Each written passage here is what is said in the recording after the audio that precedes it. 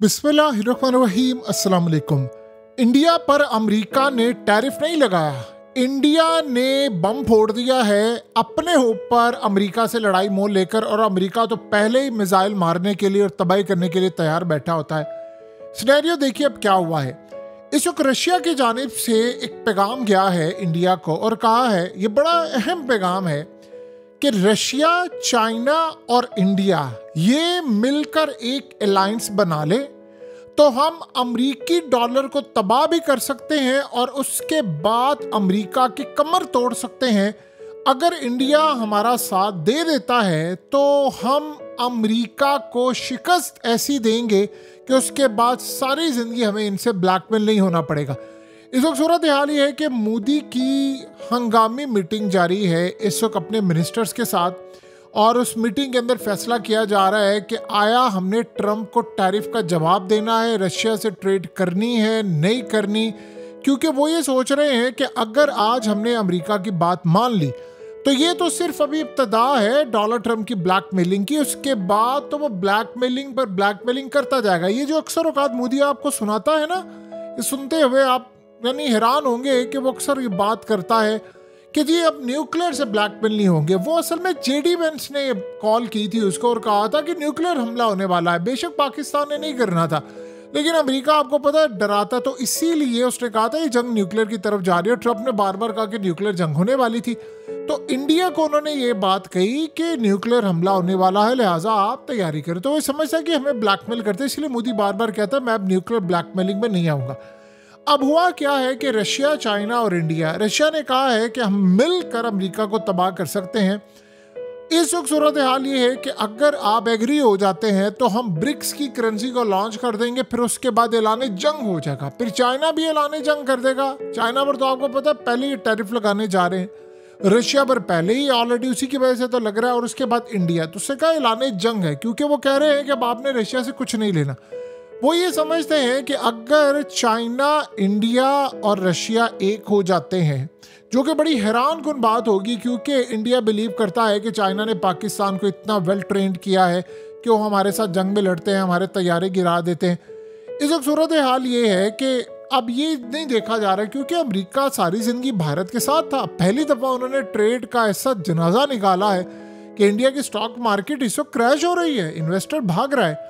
तो अब उन्होंने कहा है कि अगर हम डी डॉलराइजेशन कर लें, ट्रेड करें ऑयल की, गैस, वेपन्स और टेक्निकल अपनी लोकल करेंसी में, चाहे रुपीस में हो, युआन में हो या रूबल में हो, तो इस सूरत हाल में फ़ायदा है। बल्कि हम अगर ब्रिक्स की करेंसी लॉन्च कर दें और उसके बाद स्विफ्ट सिस्टम, जो पेमेंट का सिस्टम है, जो असल में रशिया का है और चाइना का आपको पता है सिप्स है, और रशिया का अपना SPFS, ये दो सिस्टम है। तो उन्होंने कहा कि अगर ऐसी सूरत हाल हो जाए तो हम अपना अलग सिस्टम यूज़ कर सकते हैं। आप रशिया का यूज़ करते हैं, चाइना का भी आप कर सकते हैं।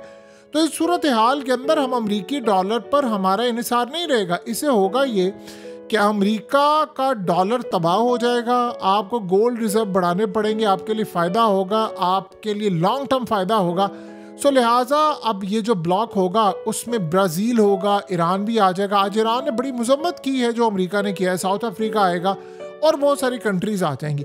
सो लिहाजा उसके बाद एक मिलिट्री कॉर्पोरेशन भी हो जाएगा, यानी ऐसी भी सूरत हाल पैदा हो जाएगी कि मुस्तकबिल के अंदर यही ब्रिक्स एक ऐसा अलायंस बना ले जो मिलिट्री अलायंस होगा, जो कि बड़ी हैरान कुन सूरत हाल होगी कि इंडिया और चाइना जो जंग लड़ रहे थे वो आपस में इस लेवल पर आ जाए। देखिए ये कोई मसला नहीं है, यही अमेरिका था जिसने रशिया तोड़ा था, यानी सोवियत यूनियन, और उसके बाद आप देख ले आज क्या मामला है। कुछ अर्से पहले वो यूक्रेन के खिलाफ था, रशिया के साथ आज वो रशिया की वजह से जंग छेड़ा। तो ट्रंप के बारे में आप ये समझ लें वो कुछ भी कर सकता है।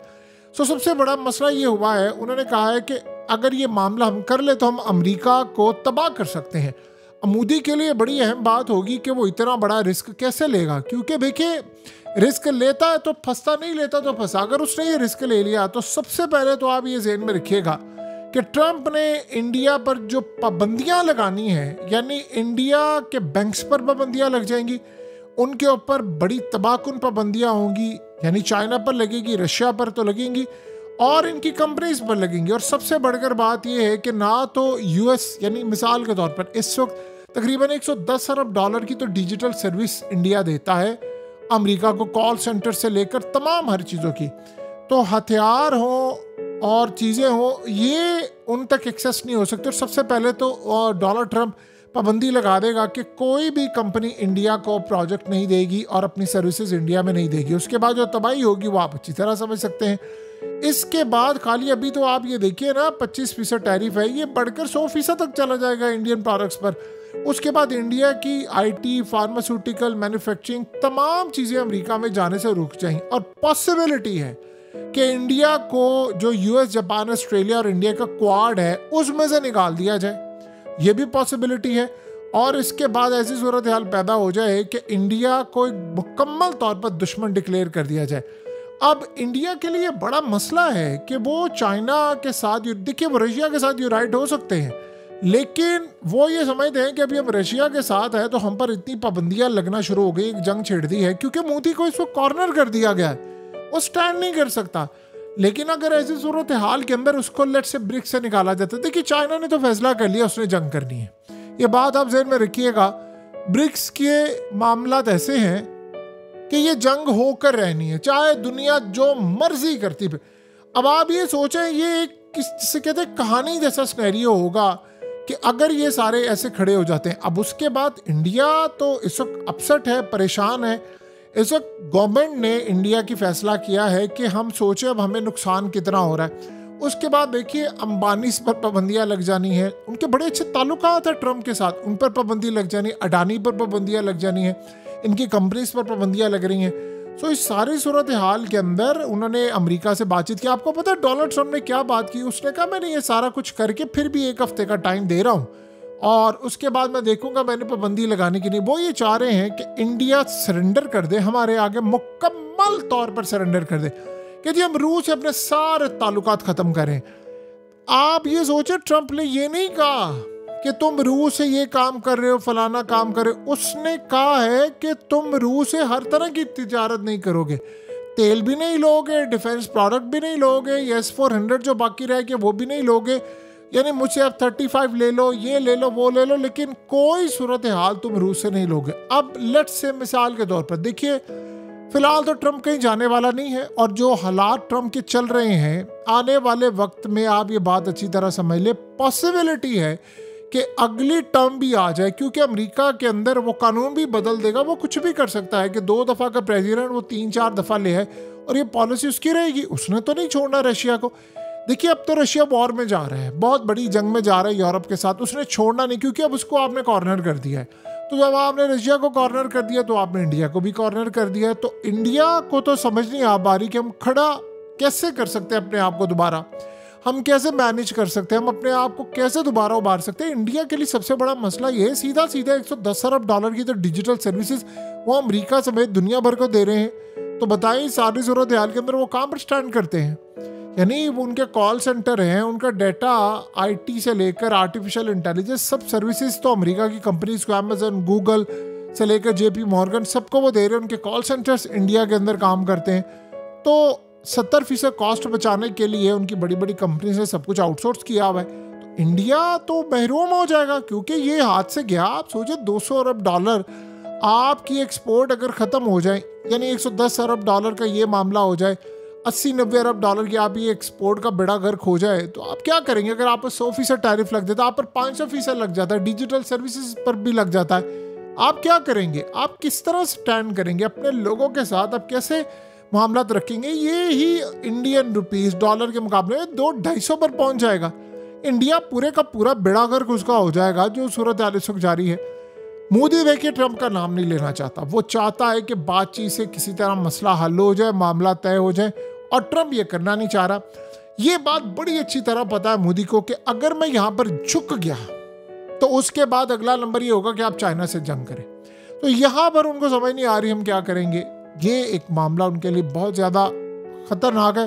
देखिए हर बड़ी कंपनी से इंडियन को निकाला जा रहा है, वीज़े उनके बंद किए जा रहे हैं, उनको आइसोलेट किया जा रहा है। आज आप एक बात ज़हन में रखिएगा, अक्सर वक्त राहुल गांधी कहते हैं, इस वक्त जाहिर सी बात है उनकी पॉपुलैरिटी बढ़ रही है और मोदी की गिर रही है, लेकिन एक बात आप ज़हन में रखिएगा, अगर राहुल गांधी भी इक़्तिदार में आ जाते हैं तो वो कर कुछ नहीं पाएंगे। उसकी वजह यह कि अमेरिका ने फैसला कर लिया है कि उन्होंने इंडिया को नहीं छोड़ना। अब क्या करेंगे आप? अमेरिका के साथ क्या बातचीत करेंगे? आप क्या करेंगे? आप चाइना की तरफ जाएंगे? आप क्या करेंगे? आप रशिया की तरफ जाएंगे? देखिए, रशिया की इकोनॉमी का वो लेवल ही नहीं है जो अमेरिका की इकोनॉमी पर है। इवन कि चाइना इतना स्टेक पर लगा हुआ है, उसका सब कुछ वो बर्दाश्त कर रहा है, तो फिर सूरत हाल आप सबके सामने है। सो इंडिया के दिन इस वक्त गिने जा चुके हैं और ये बड़ा फैसला होगा क्रूशल कि या तो फिर आप सरेंडर कर दें अमेरिका के आगे, तो रशिया, किसी एक को आपको अब चूज करना है, या आप रशिया या अमेरिका। बस ये दो कश्तियों वाला सिलसिला अब खत्म हो चुका हुआ है।